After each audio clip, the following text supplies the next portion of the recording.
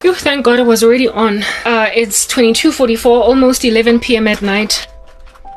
And unless the rapture happens within the next hour, 15 minutes, Joshua is officially a false prophet. If anything, it's already 15 minutes away, according to Israel time. This charlatan of yours that you ran with is a South African product, manufactured proudly South African. Like, what's a proudly South African brand? I almost said Mari Biscuits. Are they from here? Whatever, I don't care, okay? I'm done with this nation. I'm finished, like, entirely. Let me just check how much battery power I've got over there so I don't run out. Yeah. I'm gonna talk my heart. I'm gonna relieve myself of sorrow until I can sleep soundly like a baby. Until the Lord gives me a way out, because I'm getting one. Listen, I'm gonna get an out. Situation Shem, the Lord will not punish, or he will not judge the righteous right next to the wicked. Guys, I've got a future, and I just bought a whole bunch of earrings. I want to be beautiful again. I want to get all dolled up. Erica, I love that woman. She is everything I ever wanted to be. A mother, a wife, and a fashion icon, and kept together in the midst of a blizzard of sorrow. And nobody is going to take me away from believing that that all is very feasible, very possible, because I have seen what God does with pain in my own life, and I have great admiration for God's daughters, and I have great respect for men who honor them because they fear their God, and because in and of themselves they love the Lord. I have seen that there is a possibility to live in a utopia on a dystopian earth, and that utopia is feasible in Christ, but because it is on a dystopian earth, there is always going to be a Cain and Abel phenomenon or issue in the streets, in the sense that dastardly beasts are perpetually going to be on a flagrant mission to eliminate that which is the giving of a holy and an acceptable sacrifice to God by killing Abel. Banketse Erica, perfect, beautiful family. And while you could have taken Charlie Kirk away, you literally cannot eradicate, you can't erase, you can't eliminate the veracity of the glory of that marriage, and the veracity of the glory of the godliness, the covenant, the ability to carry a mantle by a bereaved widow, of the legacy of a man that was absolutely epic. You cannot take away the girth of brilliance that God has put in a man or a woman that belongs to him, even though they've only lived a mere 31 years on earth. I mean, listen, when Charlie Kirk passed away, he was 31 years old. I had an ex-boyfriend, and when I was watching his memorial, I remember thinking about that ex-boyfriend that passed away at the age of 30, more or less around Charlie Kirk's age. But my ex-boyfriend, when he died, he was still very much in the world, partying, drinking it up a storm. He had a daughter with a woman that he was giving a whole bunch of grief. He had yet to marry her. And the memorial service, ex-boyfriend, at the memorial service of my ex-boyfriend, my goodness, the photographs that were, that slideshow that they tend to play at memorial services to show a person's life, nothing but the party, just booze, like booze and parties, booze and parties, booze and parties, being at random events. Those were his photographs. And after every 10 photos in the slideshow, there was then one with him and his daughter. Barely saw any with him and the baby mama at the time, who was also the girlfriend. And his life just looked like a morass, a cesspool of darkness, and it was so worthless. It was so, what is the word that I'm looking for, is purposeless. He lived exactly, well, not exactly, but 1 year, he died 1 year younger than Charlie Kirk. He lived pretty much more or less as long as Charlie Kirk lived. And yet in just 31 years of life, there was a vast, massive difference in the two people's memorials and in how the world received both people. Well, I dated that ex at the time when Charlie Kirk started his Turning Point USA ministry, because that's what it was. It's a ministry. When he started the ministry at Turning Point USA, he was 18.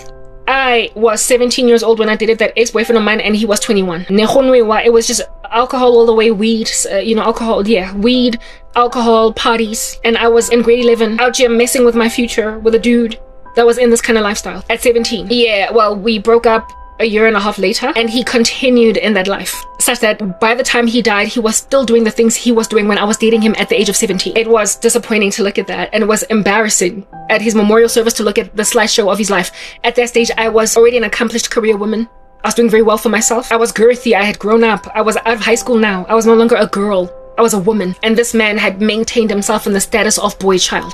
Man child. Yeah, okay. Godliness creates oomph, girth, weight. In the death of a man, such that memorial ya gagwe will fill out stadiums. And even though you want to stop thinking about it, because every time you think about it you cry, you can't, because everybody is still talking about it. When your legacy is just that proliferated, it is lingering.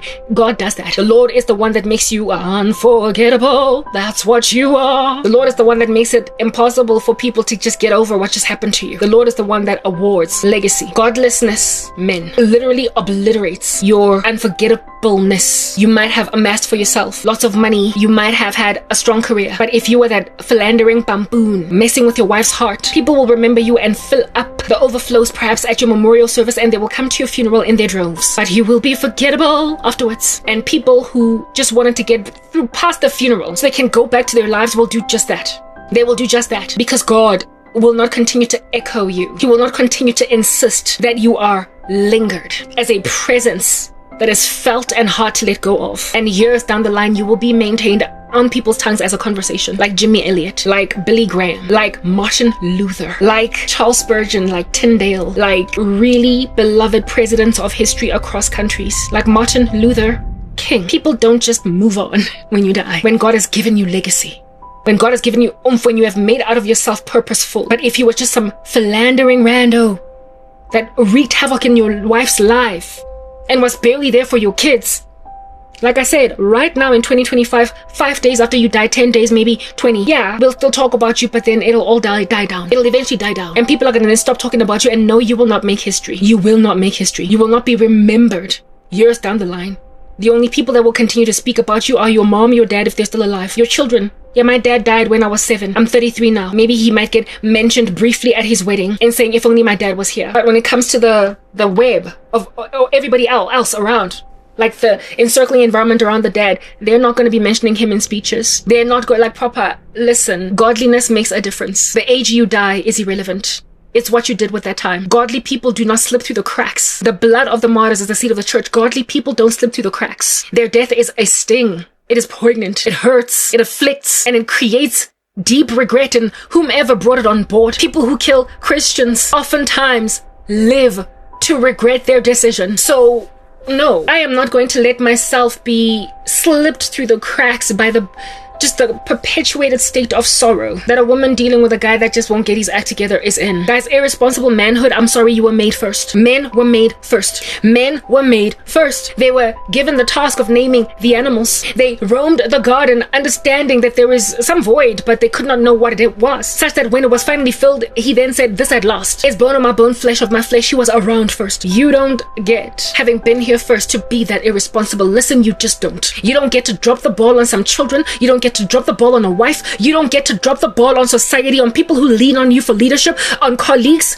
on people that you lead, subordinates. You don't get to flirt with your secretary, okay, as a CEO of a company and then pass her shade when she doesn't want to reciprocate affections back to you. You don't get to have a person lean on you and trust you and cry on your shoulders as a woman, and then you think that, oh, she smells nice, and then start to stroke her hair because you realize that she's beautiful and she is vulnerable, and then try to take her for granted when she is mourning on your shoulders because she just got some bad news. You don't get to do that as a man. Like, you don't get to be made first and roam around and name the animals and then be irresponsible with children born to a woman that you finally notice this at last is bone of my bone and flesh of my flesh. But you see, unfortunately, while that is a thing, I recognize that there are others that don't quite have that kind of mindset, neither agree. So therefore, it is my prerogative as a woman, even though I was made next, to avoid any man that has no regard for the firstness of his creation and his importance in guarding my heart and the heart of my children, the heart of his subordinates, the heart of society in totality, the heart being the patriarch of every single individual grain of sand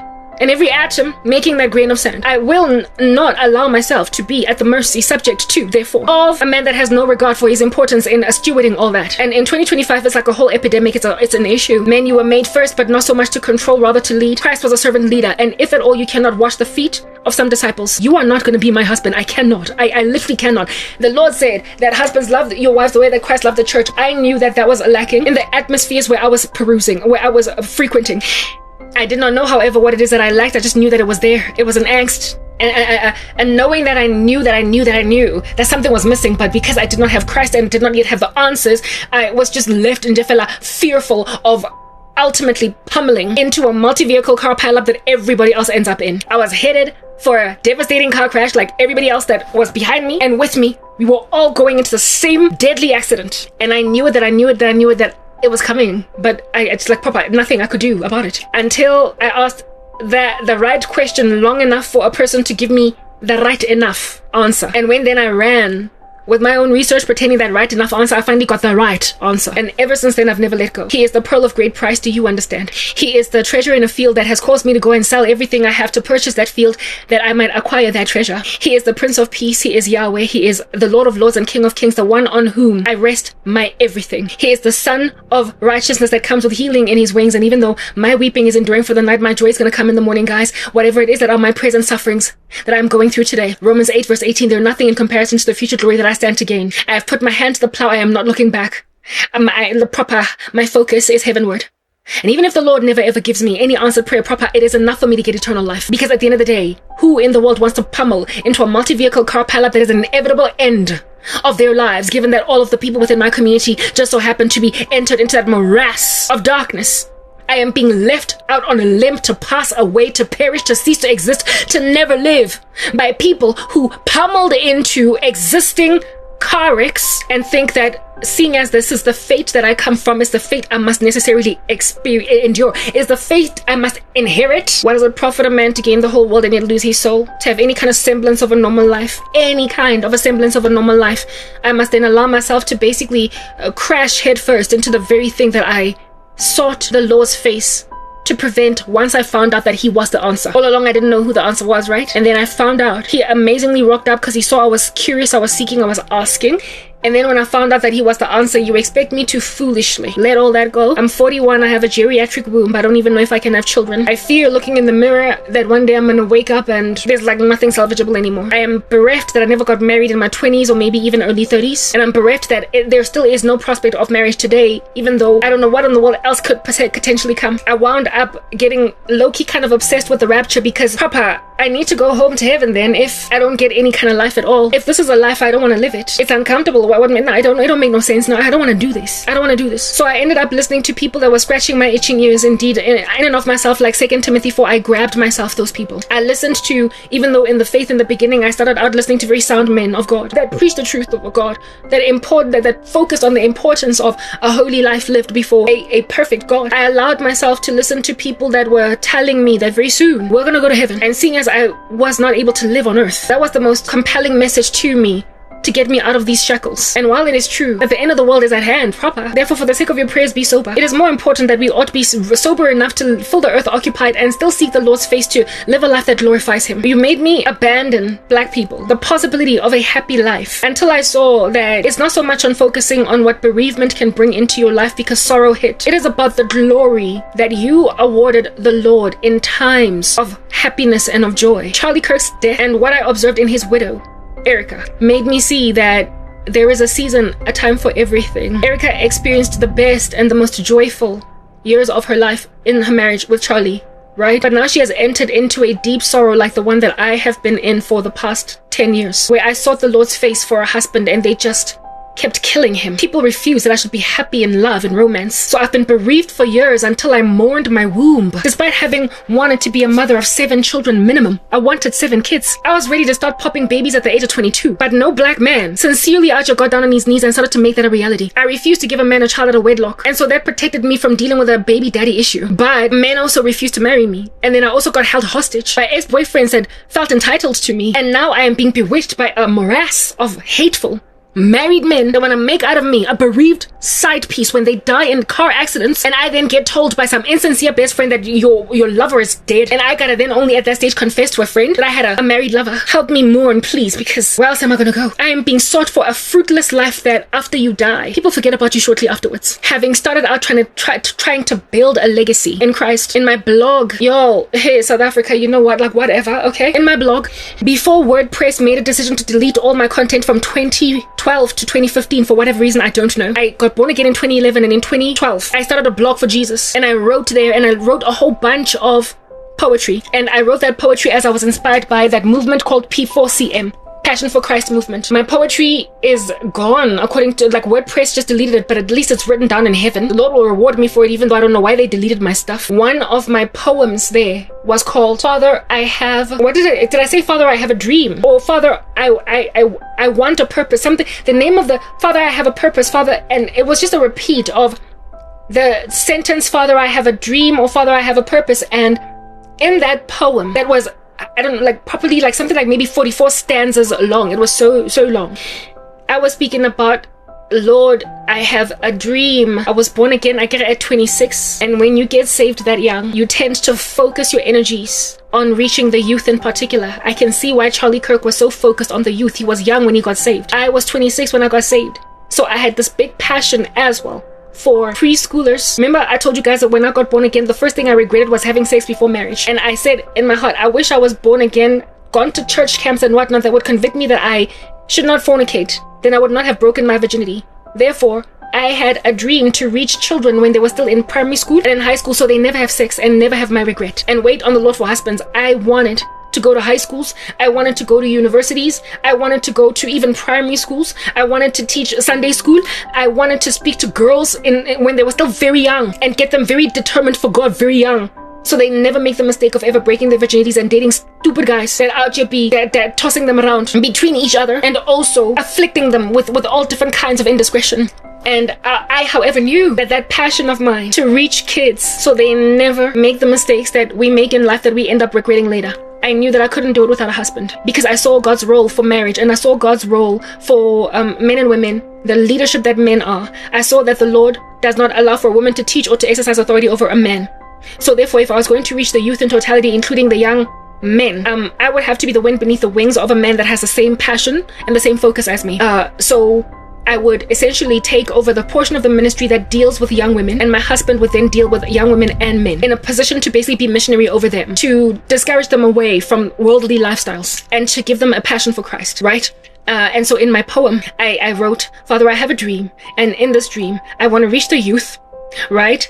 But I know that I cannot do this without your son. I need a husband. So please bless me with a man that's going to have the same passion, and the two of us are going to go out there and paint the town red.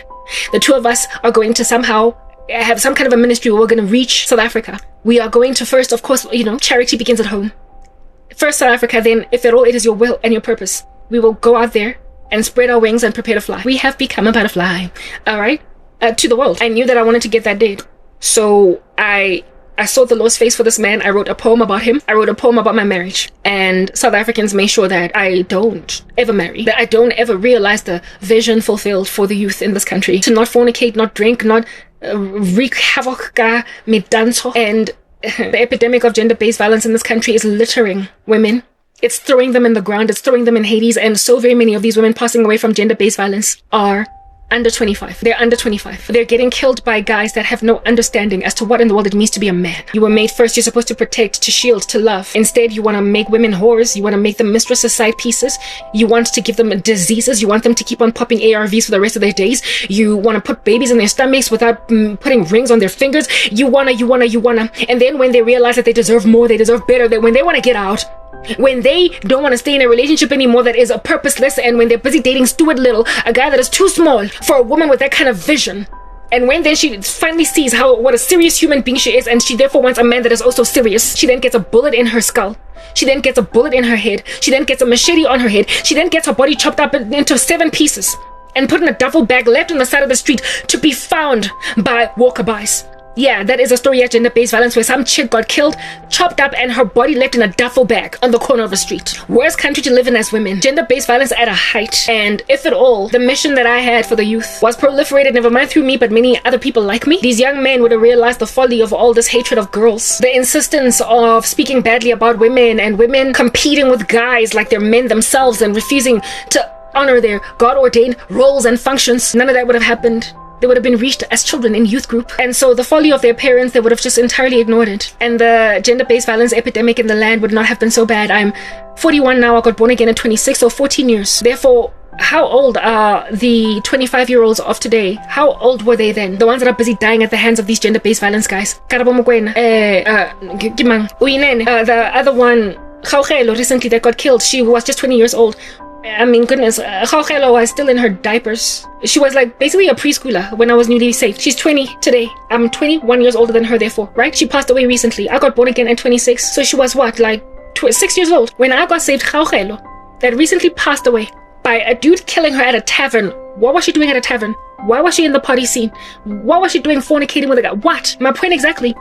The thing that I regretted. Guys, listen, I'm fashionable, guys. A lot about me is inspirational. You know how I said I love everything about Erica Kirk, including the fact that she's fashionable. When a woman is fashionable, you look up to her. Never mind just fashionable, but when everything about her, you want to be her, you aspire to be like her. I was like Erica. I was going to be a very beautiful wife of a godly man. And young girls like Hlongwane would have looked at me and been like, I'm sorry, I want to be like Karabo. I like her earrings. I like her dress. I like her nails. I like how she's done her hair. I like her shoes. And I also like the fact that she is so incredibly virtuous. And so Hlongwane would not have dated some random dude. She would have kept her virginity.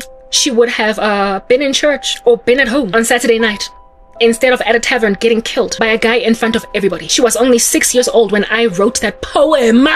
She was only 6. I got born again at 26. That girl is 20 years younger than me. She died at the age of 20 on the dot. I'm 41. So when I got born again, she was 6. If I was allowed to be as big as I wanted to be for Christ with my husband, I would have gotten to Hlongwane at 6 or 7 or 8 years old, 9 or 10 or 11. And from that date already, she would have been a modest girl that would have avoided the tavern because of my ministry and my husband's, our ministry, because of our tantamount of Turning Point USA. But it's Turning Point South Africa, right? We get us start a chapter in SA. When I got born again at 26, Charlie Kirk was yet to start Turning Point USA because I'm like a good 10 years older than him, right? So he was what, like 16, 2 years before what he started. But what Charlie started is what I wanted. I had that ambition. At 2 years later, he would have a similar ambition to basically conservative up his whole country in the youth. I wanted to do that. And then I was chopped off ever so suddenly.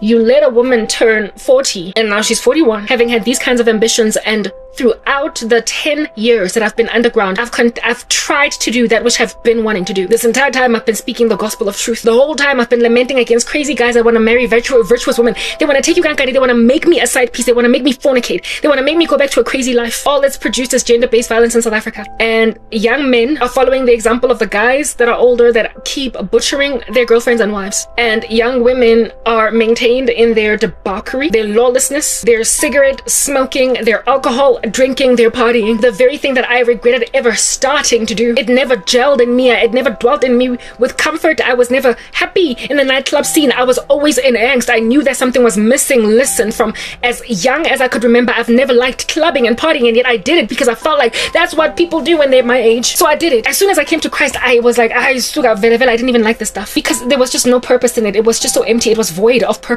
And when I came to the Lord, it was so easy for me to just take off like a corset that you've been wearing, making it hard to breathe. It was so easy for me to take off the world because I never liked it. I was always uncomfortable. How many young women today who are just 12, 13, 14, 16 are uncomfortable with how worldly, carnal the world is and how purposeless it is? Look at Jojo Siwa, that dancing girl from the age of what? Is it 12 or what? She was told she's a lesbian. She was given a narrative to be a lesbian. Jojo turned 19 and she was like, but I'm not. And then rocked up and said to everybody, listen, I'm not a lesbian. I've never been one. I was pressurized. And now the left in America is all upset that Jojo confessed that she was pressurized to be a lesbian. When the culture is pushing you towards a certain direction, as a young person, you sometimes feel like this is the grain. I gotta follow it. And then one day you snap out of it. Well, I snapped out of the clubbing life. It's feckless, just getting drunk and up and down on like tables and just going to random like the NS Free Park and just in different to be with a whole bunch of young people drinking, and it's hey man, it never ever rested with me. It never rested, ever. I was never comfortable in this space. The only reason why I felt any kind of peace being in these spaces often had everything to do with the boyfriend I was with. I liked my boyfriend so much that I was okay to just be everywhere at these funny little brawls of young people. So really and truly, my main thing there was the enjoyment for love.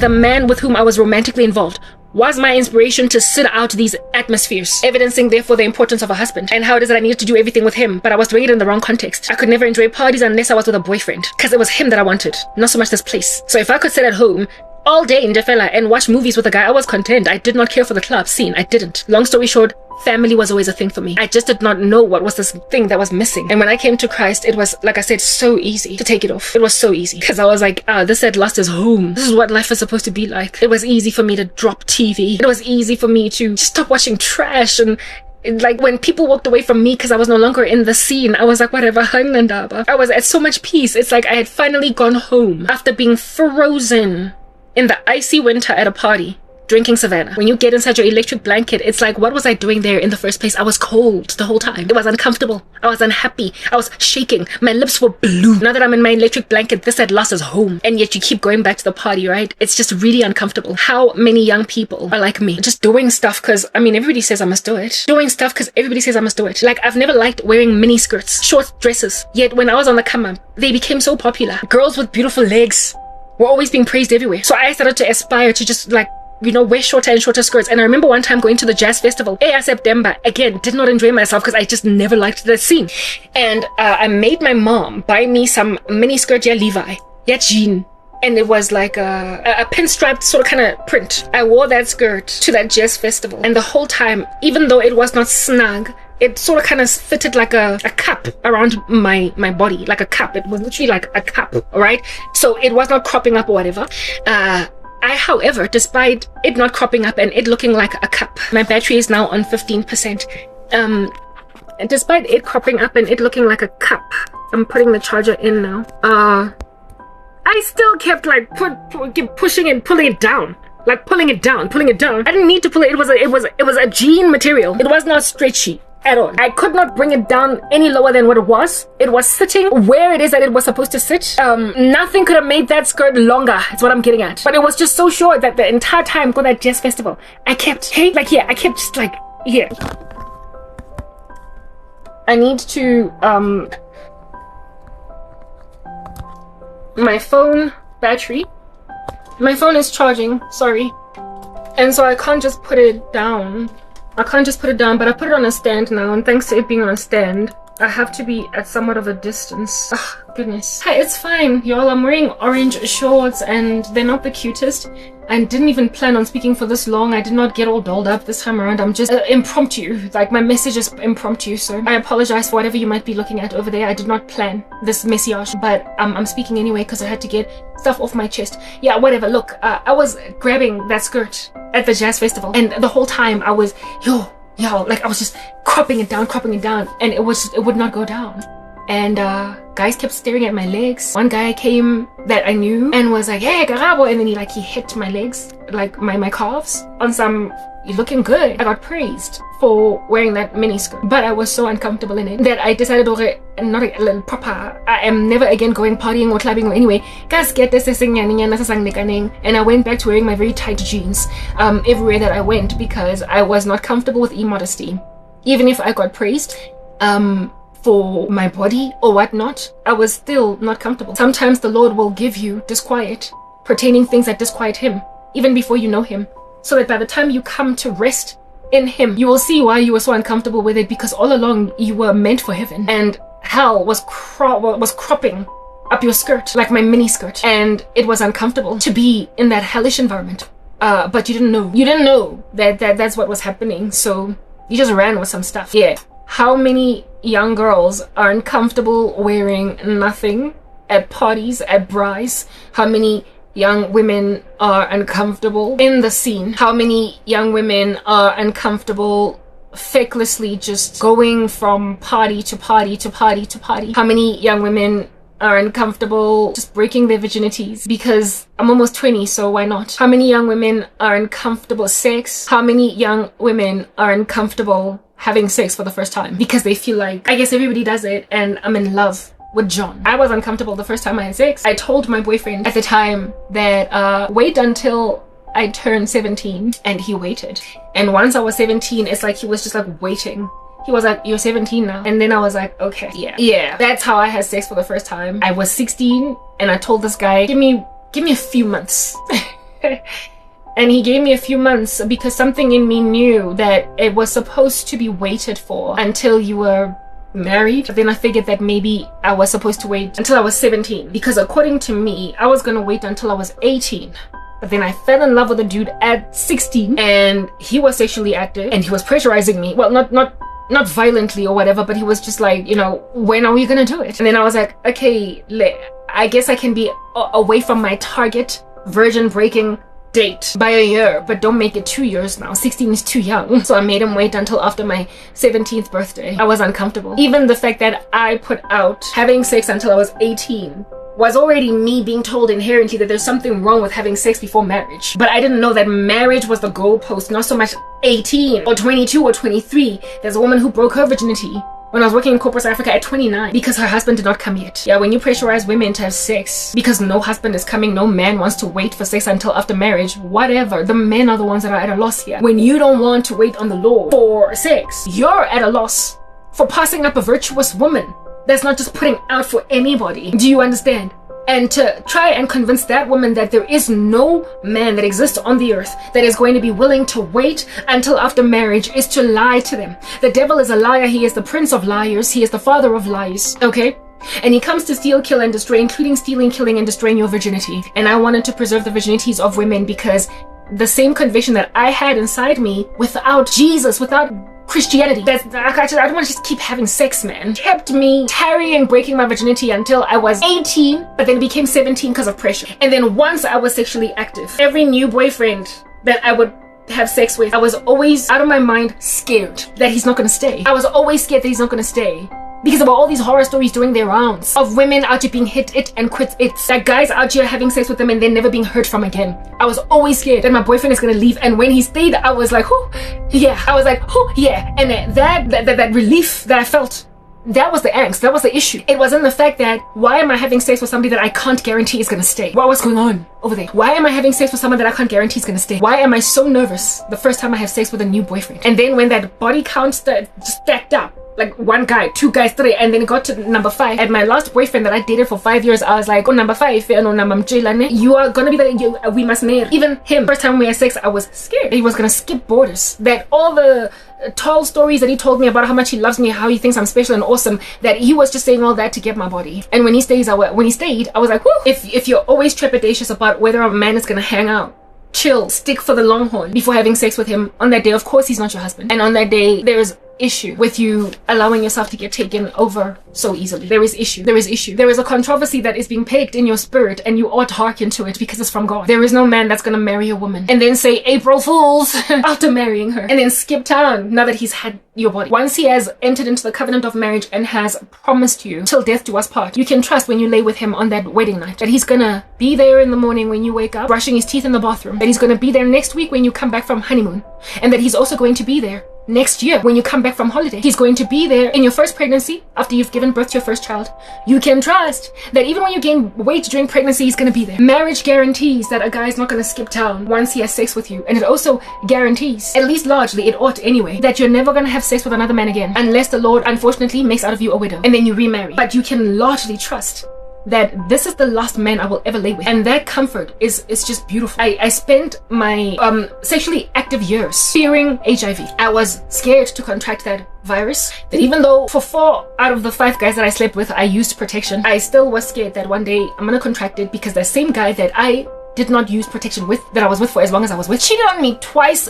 No, and I knew he cheated on me 2 times where I knew, other times I did not find out. And I had no certainty, if at all, when he was cheating on me. He used protection. All I know is that one time I said to him, are you cheating on me? Because I went to take an HIV test. And his response was, and long story short, he went and had sex with somebody out there without protection. And the amazing grace of God was such that that woman did not give him something that then he gave me. And foolish me, in spite of that, I still carried on laying with him without protection after that fateful event. So long story short, when you can't guarantee that your clean bill of health is going to be maintained in a marriage or in a relationship where you start out with a guy, you start out with an oak and both of you test negative, and you can't trust that you're going to stay negative, or that you're going to stay without chlamydia, without trichomoniasis, without HPV, without HIV, like proper, when you can't be sure that you're never going to contract HIV, at least not from sex. Maybe you might get into a horrible car accident, but if you can't guarantee that, then you're not in a godly marriage. You're not in any kind of safe space. There are women who contract this virus in marriages. Like, Papa, once you're married, you ought not be scared of HIV. And throughout the time when I was dating in the world, I was, Joe, I used to say to myself, now I hope, I pray with everything in me that I never, ever have to take an HIV test and it come out positive. I don't ever want to be HIV positive. But you can say that in your heart. You can say that in your heart, in your mind, in your spirit. But how in the world do you guarantee it? How do you guarantee it? Like I said, there are other ways to contract HIV. Like, you know, there are some people who, unfortunately, I don't know if that's still a thing, who get it from blood transfusions. I think that the medical industry is a lot more careful now concerning that. Other people get into accidents. They get cut in wrecks with other people that have it. And so the blood that transfers over to them is HIV positive. There are other people that get it through open cuts. Like, yeah, there are many ways to get it. But the likeliest is through sex, right? And if at all you one day you just feel like you go to the doctor to do an STD panel for, I don't even know why you would need to do an STD panel as a married woman. Like, that's just a thing. Why would you need to do an STD panel as a married woman? Doctors, when you rock up and you have a sickness in your body that is undiagnosed and nobody knows what's going on with you, they will likely do an STD panel besides what's going on with you. But if you're a Christian man or a Christian woman that has been faithful to your wife, you know that that STD panel is essentially moot, and the doctors are doing it as a formality to eliminate the possibility that this might be complications pertaining HIV or whatever. But when you gotta do an STD panel because you've got some strange discharge or you're itchy or whatever, 3 years into a marriage, or you think that you have got a urinary tract infection, like one show that I watched on Netflix. That's why I stopped watching Netflix. It's just so grieving. You then discover that you think you've got a urinary tract infection because your urine kind of burns, and then you find out that it's chlamydia, and you're married. Like, yo, guys, as in it, I spent my fornicating years fearing things like STD panels, and I have been for an HIV test throughout my history maybe like 4 times. And each time, I hate that each and every single time I was trepidatious. It makes sense why I would be nervous and full of consternation the first time I take an HIV test, having initially experimented with sex outside of marriage, okay, with unprotected sex. But okay, after the first time, I should at that stage have been so confident that I'm going to be fine, that I shouldn't have been nervous every single time I took an HIV test. But I was. Because I was always dating these randos that just could not keep it in their pants. Well, the last HIV test I took was maybe 6 or 7 months after coming to Christ. And it was negative, and I've never taken one ever since because I've never needed to. I was just double checking that I didn't have the virus because the guy that I was lost with was no longer in my life. I took an HIV test just to make sure that my last encounter with him, which was protected, because towards the end of the relationship we were using protection because he was cheating. We started out not using it, and then the relationship ended with us using protection. But I just had to make sure, just in case there was an error, something that went down. Do you understand? And yeah, 5 years, never cheated on him, never slept with another guy. But I took another test anyway because I know that he slept with other women. I'm sorry, like the level of angst that you feel within yourself as a woman and how unsafe you are in these ecosystems. When you come to Christ, you realize that he's truly a father, that he is truly a brother, that he is truly a friend, and that he truly cares, because he sees your fear of AIDS, of chlamydia, of HPV, of trichomoniasis, of herpes. Even though you've only been with one guy, you've never slept with anybody else. Like proper, you were a virgin when you slept with a man that became your husband, and yet you've got chlamydia. You're faithful. You don't wander, but your man does. When I was working, there was this one call center where we were recruited to make phone calls to the UK or whatever to sell people T-Mobile cell phones. I hated it. I lost it there for like 5 days because I can't do cold calling. But I was looking for a job. I was newly dropped out of Wits because my mom wasn't paying my fees, so I needed to find any kind of work, and I experimented with cold calling. And during training, there was this one girl there that I remember during a conversation before the lecturer came in to talk to us. We were then just having normal conversations as young people, and we spoke about dating. And the thing that she said across the table as I was looking at her was, I don't know why guys, when they cheat on women, when they cheat on us girls, they do so without a condom, because I mean they could give us stuff. And I listened to her speak, and I was like, yeah ish. We all were like, yeah ish. I mean, I was like, what, 20? She was 22 maybe herself. She was also 20. And already at that age we are worried that our boyfriends, to whom we are faithful, are busy out there having sex with people, and they are bringing stuff back to us because they cheat without protection. And what I also found concerning about her statement was that, why are you even content that your boyfriend is gonna cheat? Because women have made themselves accept that men cheat. Listen, this world is so broken, and if you don't have angst in it pertaining that brokenness, and so try to seek out a solution for that brokenness, you will inevitably experience your worst nightmares. Your worst fears will come to pass. You understand? You are going to go through that which you, ever since you were just 12, 13, 15, 18 years old, desperately hoped would never happen to you. You will endure it. It's a nightmare that way. This earth, it's like a horror movie. Have you watched horror movies and how with all that suspense, you try to like the lead actors, everybody, like the people in the run up to, sorry, the lead actor finally conquering the monster, the thing that goes bump in the night. They all just die, right? They all just get killed by the horrific thing. And then there is a lead actor or lead actress that is, of course, the Kisterin, right? And this woman or this man ends up basically vanquishing the entity, or they bring it low, or they put it in a pit. They incubate it in some kind of space where it won't haunt anymore. And then the end of the movie ends with everybody going on holiday and everybody's now happy they survived the grudge or the ring or the poltergeist. And just as they're going on holiday, now that they have conquered the thing that goes bump in the night, the movie ends with the camera zooming in to some funny corner in a house. And then when you get closer and closer, some curtain opens and then eyes open that are red, and it basically, and then the movie ends. The credits roll and it's like, oh snap, the thing they thought they killed is not dead. The thing they thought they killed is not dead. And so you can anticipate therefore from there that a sequel is coming. And in horror movie 2, the lead actor of the previous movie, just like in The Grudge, like if you've seen The Grudge, I think it's Sarah Michelle Gellar. Oh goodness, that one will kill you. Okay, it'll just murder you. It'll massacre you. She conquers that funny little in the house. And then in The Grudge 2, she is in a psychiatric hospital because she went crazy from the experiences that she endured at the hands of this grudge. And then she gets found at this psychiatric hospital and killed. She gets killed. The grudge escapes where it was incubated, because it initially started out incubated in a house, so people who went to that house were the ones that were pursued by this grudge, and now it got out of the house and followed Sarah Michelle Gellar into a psychiatric hospital and killed her there. So the movie starts with the lead actress of the first movie who conquered in the first movie and got away to go on holiday. It starts with that actress getting killed, and then there is a new lead actor and a new lead actress or whatever that then gets pursued by this thing, and then they do like 4 sequels where this is still a thing, and even in the last sequel there is still a lurking presence on some. This thing will perpetually go, like, you know, horror movies just don't have a happy ending is what I'm getting at. Well, this earth is like a horror movie. This earth is like a freaking horror movie. I kid you not, it is like a horror movie. If you don't have Jesus, the devil will pursue you like The Grudge. He will pursue you like The Ring. He will pursue you like 7 Days. He will pursue you like The Haunting at Bly Manor. He will pursue you out of the demarcation of the haunted house that you imagined. If you can flee this house